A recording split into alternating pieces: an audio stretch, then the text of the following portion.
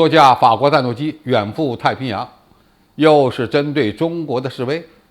你生气就输了。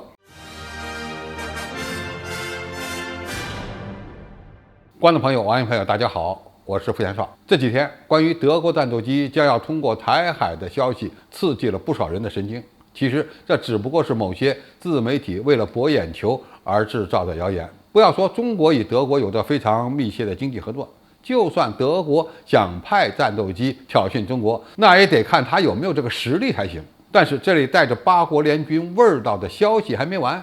法国国防部近日又刚刚宣布了3架阵风战斗机将要前往亚太地区参加多场军演的消息。这个消息又被解读为法国军队在向中国示威了。法国新工厂杂志报道认为，法军在新卡里多尼亚执行的第一阶段军事任务是为了应对中国在该地区的影响力。德国国防部长兰布雷希特也承认，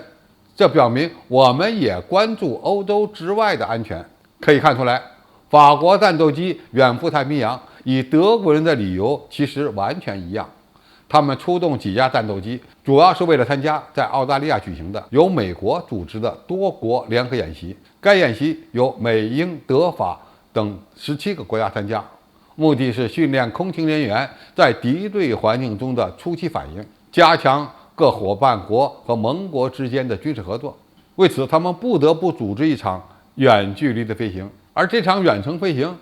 还被称为蓝天上的壮举。法德两国为了几架战斗机的远航，需要同时出动加油机、运输机等庞大的机群，展示其所谓的快速部署能力，也就是能在短时间内将自己的作战力量部署到世界上的任何地方。其中，阵风战斗机就打破了在此之前其执行任务最长飞行距离2000公里的记录。那么，如何来看待法国战斗机远赴太平洋的行动呢？首先，美国推动北约国家向印太部署军队将成为常态。中国越在意，他们就会越积极。这类演习本身并没有太大的军事价值，因为几架战斗机进行如此长距离的飞行，在军事上存在着多个非常脆弱的环节。美国在军力相对下降之后，往往会拉着北约国家增加在印太地区的军事存在，而在俄乌冲突的背景下，这样的部署很明显是为了迎合美国的战略需要。法国和德国军方表面的态度很明确，就是为了展示欧洲大国仍然有实力关切世界局势。如果你以为这是真的，那就错了。其次，美国组织这场演习没有说明是针对哪个国家，法国政府也没说过战斗机参加印太演习是针对中国。但是如果因为一场不知道目标的演习，中国媒体就把法国人骂一顿，那我们就上了美国人的当了。美国不断拉着欧洲国家关切印太地区的安全，就是想要中国与欧洲国家吵成一团，甚至成为其最重要的目标。对这件事儿，我们一定要保持足够的淡定。最后，法德空军的此次行动从一个侧面证明，西方国家对中国的强大非常焦虑，但是他们这么玩反而会暴露其虚弱。不要说他们在欧洲还有一场更大的危机没有解决，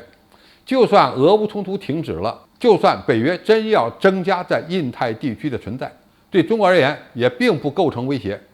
目前整个欧洲国家的海军力量和空中力量都没有条件来中国周边与解放军抗衡，也就是说，他们根本就没有这样的实力。前一阵，英国的前首相布莱尔表示，西方最着急的就是保持对中国的军事优势，这充分印证了西方的焦虑。法国、德国派出战斗机前往印太地区，无非就是浪费点油，让中国人看清楚他们真的已经落后了。美国即使拉着更多的欧洲盟国跑到印太地区来活动，也没有用。即使组成新的八国联军，最后的下场恐怕也是不美妙的。好，今天的评述就到这里，谢谢大家收看，我们下期再见。